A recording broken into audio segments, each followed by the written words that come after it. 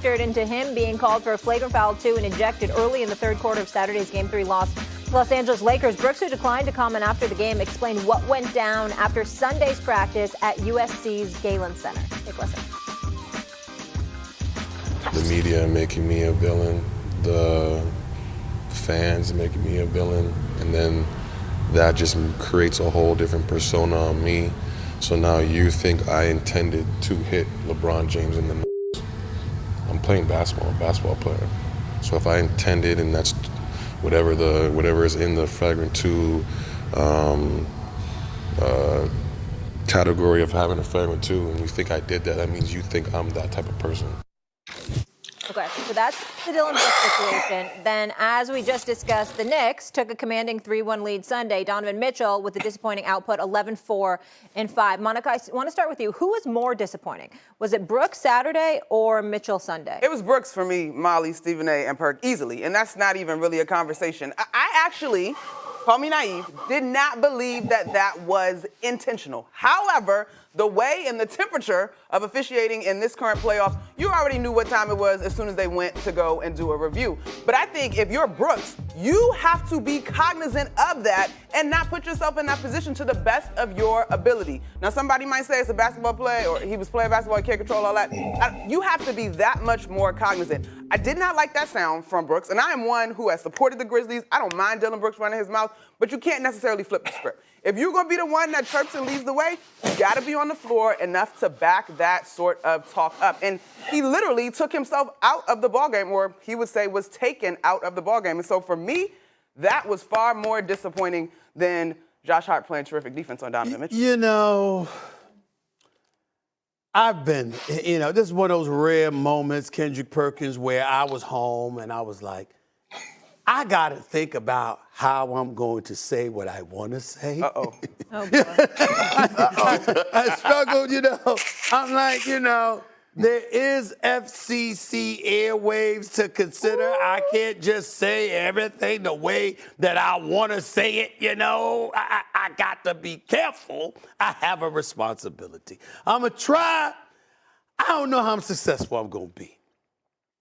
First of all, Dillon Brooks, that was just weak. When you walk out after chirping the way that you did leading into the game against LeBron James and the Lakers, just the same as I just said about Julius Randle, for you not to be available to talk, that's pathetic. Number 2, you really gonna blame it on the media? The media has made you look a certain, really? Let me ask you this question, Dillon Brooks. You really think that we've sat up here on national television? Put Kendrick Perkins up on the screen. I want to see him. I want to see him when I say this. You really think that all of us pundits, male and female, black, white, Asian, Latino, everybody, you really think that when we actually came on TV and said, let's figure out a way to talk about Dillon Brooks? You really think that? You're not Ja Morant.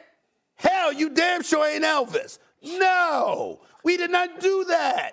You did it. You brought the attention to yourself.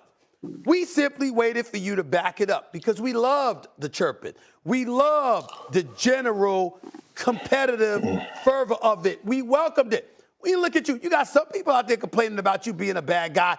I loved it. KP loved it. Eminem loved it. More importantly than that, most people loved it. We just wanted to see you back it up. Mm-hmm. We wanted to see you hit some of those open shots rather than shoot 3 or 14 from the field. We wanted to see a competitive confrontation instead of y'all being down 35-9 in the first quarter or 38-9 early in the second quarter. Get blown out by damn near 30 before people had a chance to pass gas. That's what we were waiting for.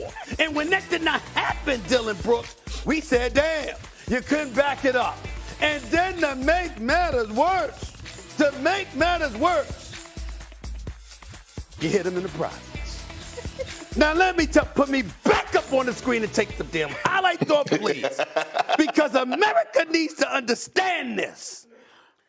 Molly got on me the other day because I used the word woof instead of whiff or whatever the hell it was. Yeah. What did you say? Well, woof is for a dog. Okay, what do you want? Whiff is like you whiff the T-ball. Okay, fine. We gonna go with that. So he didn't wolf him. He whiffed Are him. you interrupting the flow? I just asked the question. Don't interrupt the flow right now. I'm This just is trying to important. teach Molly, you. this is important to America. This is an important message to America. This is a PSA announcement. This is a public service announcement. Okay, whiff. Okay. You don't even whiff in that area. Yeah, you don't wolf. You don't either. even whiff in that area. Everybody knows it. Everybody knows it. Tell you a little story. Ooh, Oh boy. story time. Story. I was playing around with my little niece. God. This is about 5 years ago. Okay. This is about 5 years ago. Just make sure you okay? tell this.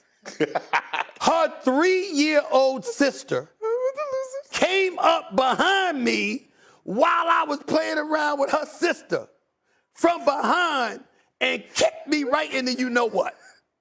I collapsed like I just got hit by Deontay Wilder.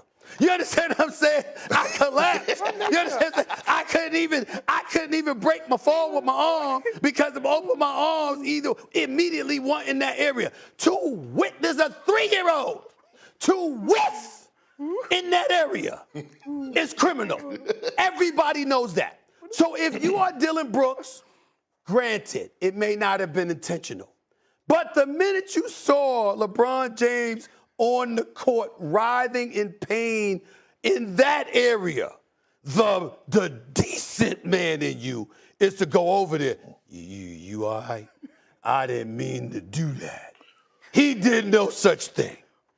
You whiff in that area. Good. Good use It's of the word. problematic. Glad you can use it in. You don't do it. Right. And rather than sitting up there talking about you the victim, and you've been victimized by people, how about, man, that's my bad. That's not something that's supposed to happen. I had no intention of doing that. That's all it would have taken. That's all I got to say. Great story, Stephen. Yeah, that was a good story. It's the truth. It's a good story. Yeah. You never need to tell it again. It was I actually like that version of you breaking down Dylan Brooks. Now, here's mine. I've been thinking as well when it comes down to Dylan Brooks in this past weekend. And I'm convinced that, one, Dylan Brooks probably was in the same class K through 12 in school. I'm convinced that he is still trying to put triangles into circles, circles into rectangles, figuring out his shapes. Because when I think about Dylan Brooks and I think about why we even started talking about him, okay? Think about this. You're about to go on the road. You're undermanned. You don't know if you're going to have your superstar or not.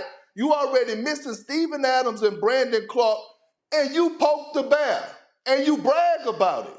So now you poke the bear, and you go into L.A., fine. And all of a sudden, you go 3 for 13 and get ejected, undermanned, and then you walk out on the media. Okay, cool. You don't want to address it. You have a night to sleep on it, and then you come back and you actually blame the media? You blame the media. You blame the media for you calling out Braun.